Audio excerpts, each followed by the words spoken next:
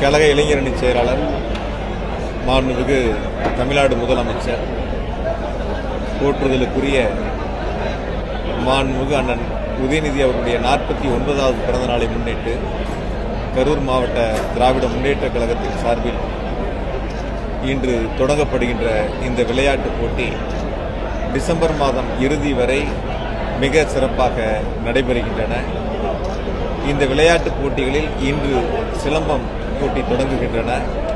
Kabaddi, volleyball, cricket உள்ளிட்ட பல்வேறு விளையாட்டுப் போட்டிகள் மாண்புமிகு துணை முதலமைச்சருடைய பிறந்தநாளை முன்னிட்டு நடைபெறுகின்றன.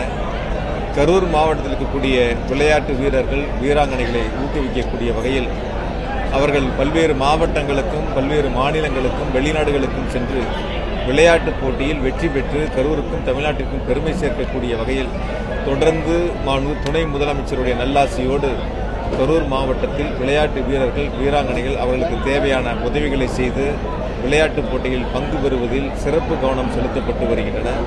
அந்த வகையில் மாண்புமிகு முதலமைச்சருடைய பிறந்தநாளை முன்னிட்டு பள்ளி கல்லூரி அளவிலான விளையாட்டுப் போட்டிகளும் மாண்புமிகு துணை முதலமைச்சருடைய பிறந்தநாளை முன்னிட்டு அனைத்து வீரர்கள் வீராங்கனைகள் பங்கு பெறக்கூடிய விளையாட்டுப் போட்டிகளும் தொடர்ந்து நடைபெற்று வருகின்றன. எனவே நடைபெறுகின்ற இந்த விளையாட்டுப் போட்டியில் கரூர் மாவட்டத்தை சார்ந்திருக்கக்கூடிய வீரர்கள் வீராங்கனைகள் பெருந்திரளாக கலந்து கொண்டு இந்த போட்டியிலே பங்கேற்கின்றார்கள்.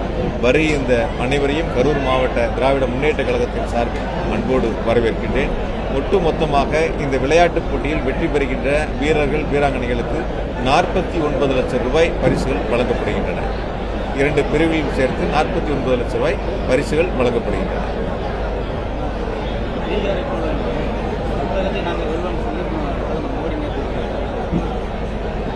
ஒவ்வொரு கட்சிகளுக்கும் ஒவ்வொரு கருத்துக்கள் இருக்கும். அவங்க கட்சியினுடைய கருத்தை அவங்க சொல்லியிருக்காங்க.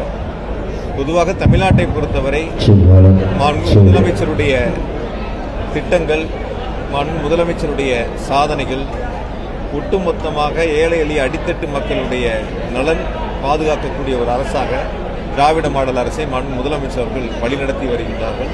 எனவே தமிழ்நாடு பொறுத்தவரை இது திராவிட மண். தந்தை பெரியார், பேரறிஞர் பெருந்தகை அண்ணா, முத்தமிழறிஞர் டாக்டர் கலைஞர், இப்பொழுது நம்முடைய மாண்புமிகு முதலமைச்சர் அவர்கள் முன்னெடுத்திருக்கின்ற இந்த திராவிட மண்ணில் தொடர்ந்து வரக்கூடிய 2026 சட்டமன்ற தேர்தலில் திமுக தான் வெற்றி பெறும்.